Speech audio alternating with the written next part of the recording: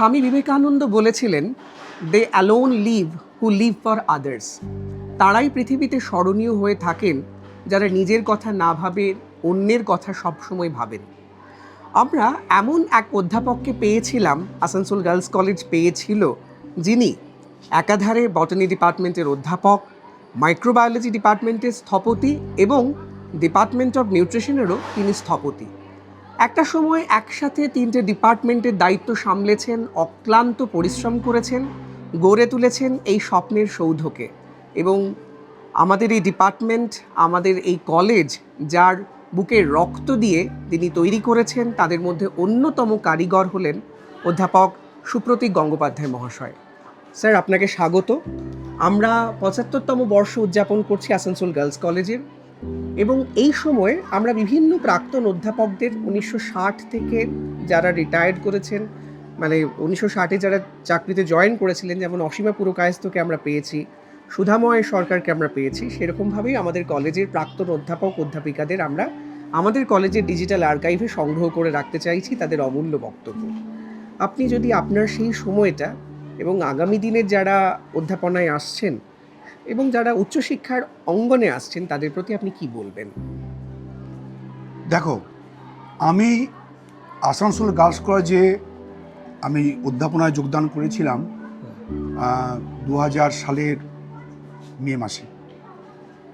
দীর্ঘ প্রায় আমি ২২ বছর এখানে অধ্যাপনার সঙ্গে যুক্ত ছিলাম, এবং একই সঙ্গে তুমি ঠিকই বলেছ, মাইক্রোবায়োলজি ডিপার্টমেন্ট এবং নিউট্রিশন ডিপার্টমেন্টের কোঅর্ডিনেটরের দায়িত্ব আমি সামলেছি, বটানি ডিপার্টমেন্ট পড়িয়েছি।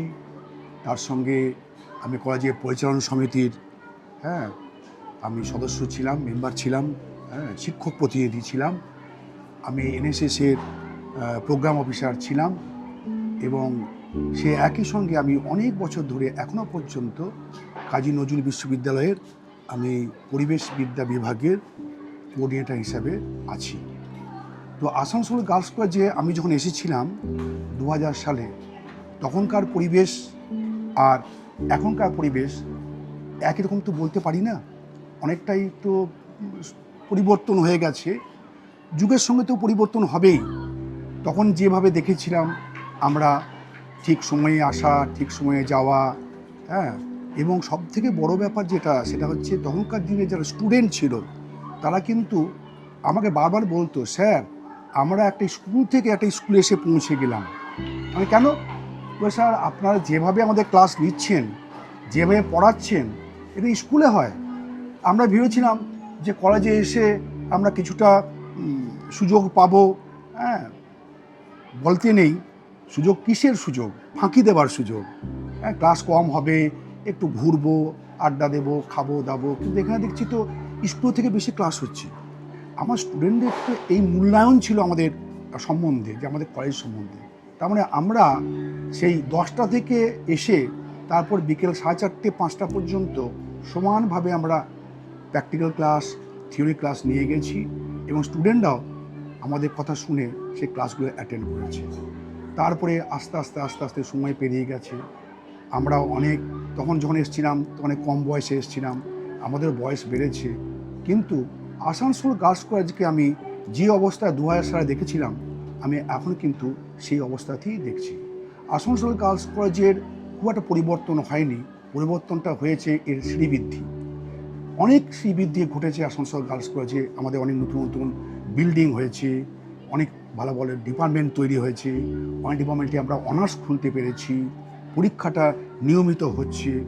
এবং আসানসোল গার্লস কলেজে এই শ্রীবৃদ্ধিটা এত বেশি হয়েছে অন্যান্য কলেজ থেকে। আমি অন্তত বলবো, আমি আমাদের কলেজ বলে বলছি না, বাকি সবাই বলে যে যখন বর্ধমান বিশ্ববিদ্যালয়ের মধ্যে আমরা ছিলাম তখন একটা, যখন কাজী নজরুল বিশ্ববিদ্যালয়ের মধ্যে এসেছি তখনও কিন্তু আমাদের কিন্তু কোনো পরিবর্তন হয়নি।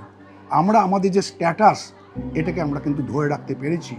এবং এখন যারা অধ্যাপক অধ্যাপিকা আসছেন তাদের কাছে আমার একটাই অনুরোধ, যে আমাদের কলেজে যে ঐতিহ্য, আসানসোল মহিলা মহাবিদ্যালয়ের যে ঐতিহ্য, আপনারাও সেই ঐতিহ্যটাকেই ধরে রাখবেন এবং আসানসোল গার্লস কলেজের উত্তরোত্তর শ্রীবৃদ্ধি লাভ করুক।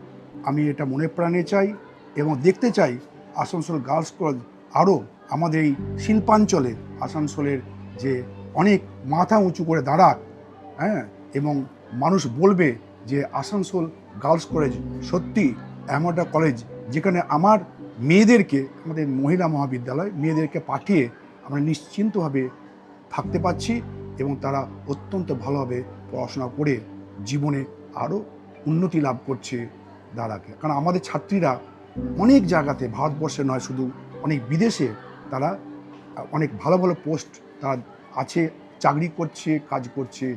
এটা আমাদের শুনতে খুব ভালো লাগে। অসংখ্য ধন্যবাদ স্যারকে। ধন্যবাদ। আমরা স্যারকে পেয়েছি, স্যারের স্যারের আশীর্বাদ, স্যারের বকা আমাদের এই কলেজের ভিত্তি, যার সেই ভিত্তির ওপর দাঁড় করিয়ে আমরা আগামী দিনে আরও সামনের দিকে এগিয়ে যেতে পারবো এবং কলেজের বিজয় কেতন সামনের দিকে উড়িয়ে দিতে পারবো, এই অঙ্গীকারবদ্ধ আমরা আশা রাখি এবং এটা আমরা পারবোই। অসংখ্য ধন্যবাদ আপনাদের। ধন্যবাদ।